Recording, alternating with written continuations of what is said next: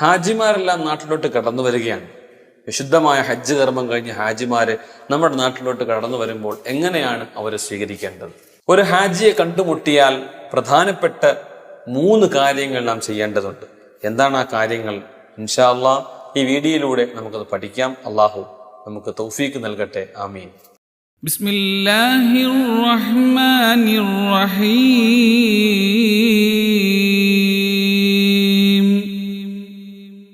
അസ്സലാമു അലൈക്കും വറഹ്മത്തുള്ളാഹി വബറകാതുഹു. പ്രിയപ്പെട്ട സഹോദരങ്ങളെ, സത്യവിശ്വാസികളെ, അള്ളാഹു നമ്മളെല്ലാവരെയും അനുഗ്രഹിക്കട്ടെ. ആഫിയത്തോടെ, ആരോഗ്യത്തോടെ ദീർഘായുസ് നൽകി അള്ളാഹു നമുക്ക് എല്ലാവർക്കും ഖൈർ നൽകട്ടെ. പ്രിയപ്പെട്ട സഹോദരങ്ങളെ, നമ്മുടെ നാട്ടിൽ ഹാജിമാർ വിശുദ്ധ ഹറമിൽ ഹജ്ജ് ചെയ്ത് ഹാജിമാരായ ഹജ്ജുമ്മമാരും ഹാജിമാരും നമ്മുടെ നാട്ടിലേക്ക് കടന്നു വരികയാണ്.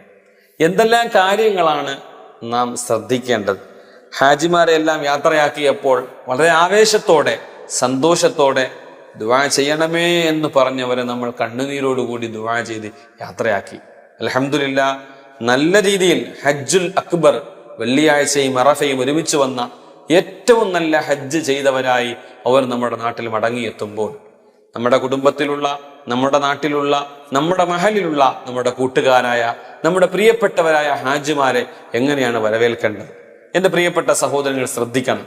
ഹാജിമാരെ യാത്രയാക്കുന്നത് പോലെ തന്നെയാണ് ഹാജിമാർ ഹജ്ജ് ചെയ്ത് മടങ്ങി വരുമ്പോൾ വരവേൽക്കുന്നതും നമ്മുടെ മേൽ ഏറ്റവും പ്രതിഫലമുള്ള കാര്യമാണ്. മഹാനരായ റസൂലുള്ളാഹി സ്വല്ലല്ലാഹു അലൈഹി വസല്ലമ തങ്ങൾ പറയുന്നു, അൻ ഇബ്നു ഉമർ റളിയല്ലാഹു അൻഹു ഖാല റസൂലുള്ളാഹി സ്വല്ലല്ലാഹു അലൈഹി വസല്ലം. ഇബ്നു ഉമർ റളിയല്ലാഹു അൻഹു നിവേദനം ചെയ്യുന്ന ഹദീസിൽ ഹബീബായ നബി സ്വല്ലല്ലാഹു അലൈഹി വസല്ലമ തങ്ങൾ പറയുന്നു, ഈ ഹദീസ് അഹ്മദ് റിപ്പോർട്ട് ചെയ്യുന്നുണ്ട്, മിഷ്കാത്തിലുണ്ട് ഈ ഹദീസ്. ബഹുമാനപ്പെട്ട റസൂലുള്ളാഹി സ്വല്ലല്ലാഹു അലൈഹി വസല്ലമ തങ്ങൾ പറയുന്നു, ഇദാ ലഖീതൽ ഹാജ്ജ. 3 കാര്യങ്ങളാണ് ഒരു ഹാജിയെ കണ്ടുമുട്ടിയാൽ നാം ശ്രദ്ധിക്കേണ്ട കാര്യം. ഒന്നെന്താണ്? ഇദാ ലഖീതൽ ഹാജ്ജ, ഒരു ഹാജിയെ നീ കണ്ടുമുട്ടിയാൽ ഫസല്ലിം അലൈഹി, അവനോട് നീ സലാം പറയണം. അസ്സലാമു അലൈക്കും വറഹ്മത്തുള്ളാഹി വബറകാതുഹു എന്ന നല്ല ഒരു തഹിയ്യത്തിന്റെ ഏറ്റവും നല്ല സലാം അവനോട് പറയണം. ഒരു ഹാജിയായ മനുഷ്യനെ സംബന്ധിച്ചിടത്തോളം അള്ളാഹുവിന്റെ ഹബീബ് മുഹമ്മദ് മുസ്തഫ സ്വല്ലല്ലാഹു അലൈഹി വസല്ലമ തങ്ങൾ പറഞ്ഞത്, ഹജ്ജ് കഴിഞ്ഞവൻ മടങ്ങി വരുമ്പോൾ കവലദതുഹു ഉമ്മുഹു, അവന്റെ ഉമ്മ പ്രസവിച്ച ആ ദിനം പോലെ ഏറ്റവും പരിശുദ്ധനായിട്ടാണ് അവൻ മടങ്ങി വരുന്നത്. അങ്ങനെ വേണം ഓരോ ഹാജിയെയും നമ്മൾ കാണാൻ. അവന്റെ നേരത്തെ ജീവിതം വിലയിരുത്തിക്കൊണ്ട് അവന്റെ ഹജ്ജൊന്നും അള്ളാഹു സ്വീകരിക്കൂല എന്ന് പറയാൻ നമുക്ക് അവകാശമില്ല, പാടില്ല. പ്രിയപ്പെട്ട സഹോദരങ്ങളെ, ഹജ്ജ് എന്ന് പറയുന്ന പുണ്യമായ അമല് കഴിഞ്ഞു വരുന്നൊരു വിശ്വാസിയെ സംബന്ധിച്ചിടത്തോളം അള്ളാഹുവിന്റെ ഹബീബ് പറഞ്ഞത്, അൽ ഹജ്ജുൽ മബ്റൂർ ലൈസ ലഹാ ജസാഉൻ ഇല്ലൽ ജന്ന. ഇത് നമ്മൾ പഠിച്ച ഹദീസാണല്ലോ. ഹജ്ജിന് അതിന്റെ പ്രതിഫലം സ്വർഗമല്ലാതെ മറ്റൊന്നും ഇല്ലെന്നാണല്ലോ റസൂലുള്ളാഹി പറഞ്ഞത്. അപ്പൊ ഈ വരുന്ന ഹാജി യഥാർത്ഥത്തിൽ ഒരു സ്വർഗ അവകാശിയാണല്ലോ, ഒരു സ്വാലിഹായ മനുഷ്യനായിട്ടാണല്ലോ വരുന്നത്, പാപം പൊറുക്കപ്പെട്ടവനായിട്ടാണല്ലോ. അങ്ങനെ ആക്കട്ടെ നമ്മുടെ ഹാജിമാരെ എല്ലാവരെയും. എൻ്റെ പ്രിയപ്പെട്ട സഹോദരങ്ങളെ, നമ്മൾ അവരെ കാണുമ്പോൾ അങ്ങോട്ട് പോയി അവരോട് സലാം പറയണമെന്ന് പരിശുദ്ധ റസൂലുള്ളാഹി സ്വല്ലല്ലാഹു അലൈഹി വസല്ലം വളരെ കൃത്യമായി നിങ്ങൾ ശ്രദ്ധിക്കണം. രണ്ടാമത്തത് മുത്തുനബി തങ്ങൾ പറയുന്നു, വസ്വാഫിഹു, അവരെ മുസാഫ ചെയ്യണം. പോരാ, അവരെ മുഅനക്ക ചെയ്യണം. അവരുമായിട്ടുള്ള ശാരീരികമായിട്ട് നെഞ്ചോട് ചേർത്ത് വെച്ചവരെ മുഅനക്ക ചെയ്യണം. യാത്ര കഴിഞ്ഞ് വരുമ്പോഴാണ് യഥാർത്ഥത്തിൽ മുഅനക്ക സുന്നത്തായിട്ടുള്ളത്. സഹോദരങ്ങളെ, വളരെ ശ്രദ്ധിക്കേണ്ട ഒരു വിഷയം, ഇങ്ങനെ മുഅനക്ക ചെയ്യുമ്പോൾ അവരെ നെഞ്ചോട് ചേർത്ത് പിടിച്ചവരെ അണച്ച് നമ്മൾ മുഅനക്ക ചെയ്യുമ്പോൾ ചെയ്യേണ്ട ഒരു പ്രധാനപ്പെട്ട ഒരു ദുആ ഉണ്ട്. ഈ ദുആ നിങ്ങൾ മറന്നു പോകരുത്. സ്ക്രീനിന്റെ താഴെ ഞാൻ പറയുമ്പോൾ ഈ ദുആ എഴുതി കാണിക്കും. നിങ്ങൾ എഴുതിയെടുക്കണം, പഠിക്കണം, അത് ചൊല്ലണം. വളരെ പ്രതിഫലമുള്ള, ഹാജിയായ ഒരു മനുഷ്യന്റെ മനസ്സിൽ സന്തോഷം തോന്നുന്ന ഒരു ദുആയാണ്. ഓരോ ഹാജിയെ കാണുമ്പോഴും നാം ചെയ്യേണ്ട ദുആ മഹാനായ റസൂലുള്ളാഹി സ്വല്ലല്ലാഹു അലൈഹി വസല്ലം തങ്ങൾ പഠിപ്പിക്കുന്നു. വിശ്വവിഖ്യാതന്മാരായ മഹാന്മാരായ പണ്ഡിതന്മാർ നമ്മളെ ഇത് ഉണർത്തി തരുന്നുണ്ട്. ഓരോ ഹാജിയെയും നാം കണ്ടുമുട്ടി കഴിയുമ്പോൾ, അവരെ മുആനക്ക ചെയ്യുമ്പോൾ അവർക്ക് വേണ്ടി നമ്മൾ ചെയ്യുന്ന ദുആ, തഖബ്ബലല്ലാഹു ഹജ്ജക, തഖബ്ബലല്ലാഹു ഹജ്ജക, നിന്റെ ഹജ്ജ് അല്ലാഹു സ്വീകരിക്കട്ടെ. വഅഅ്ലമ അജ്റക, നിനക്ക് ഏറ്റവും നല്ല വണ്ണമായ കൂലി അല്ലാഹു തരട്ടെ. വഖ്ലഫ നഫഖതക, നീ ചെലവഴിച്ചതിനേക്കാൾ ഹൈറായത് നിനക്ക് അല്ലാഹു പകരം തരട്ടെ. ഈ ദുആ വളരെ പ്രധാനപ്പെട്ട ഒരു ദുആയാണ്. ഒരു ഹാജിയായ മനുഷ്യന്റെ മനസ്സിന്റെ ഉള്ളിൽ സന്തോഷം തോന്നിക്കുന്ന ഈ ദുആ ചൊല്ലുമ്പോൾ അത് ഏറ്റവും നല്ല സന്ദർഭവും ഹാജിയുടെ മനസ്സിൽ ഏറ്റവും നല്ല സന്തോഷവുമാകും. തഖബ്ബലല്ലാഹു ഹജ്ജക, നിന്റെ ആ ഹജ്ജ് അല്ലാഹു സ്വീകരിക്കട്ടെ. നോക്കിയേ, സ്ക്രീനിന്റെ താഴെ ആ ദുആ നിങ്ങൾക്ക് കാണാം. തഖബ്ബലല്ലാഹു ഹജ്ജക, നിങ്ങളുടെ ഹജ്ജ് അല്ലാഹു സ്വീകരിക്കട്ടെ. വഅഅ്ളമ അജ്റക, നിങ്ങളുടെ പ്രതിഫലം ഏറ്റവും വണ്ണമുള്ളതായ പ്രതിഫലം അല്ലാഹു നിങ്ങൾക്ക് തരട്ടെ.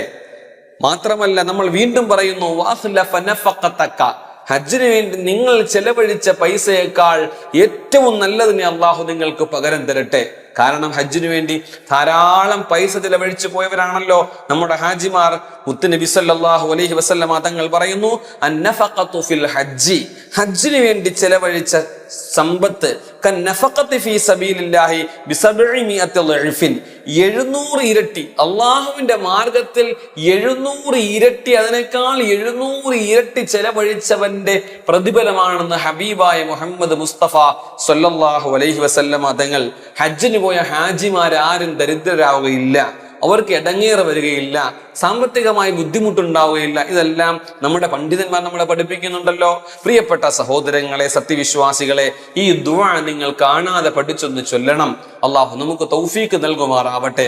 1, അവരുടെ മേൽ സലാം പറയുക. 2, അവരെ മുസാഫ ചെയ്യുക, അവരെ മുആനക ചെയ്യുക.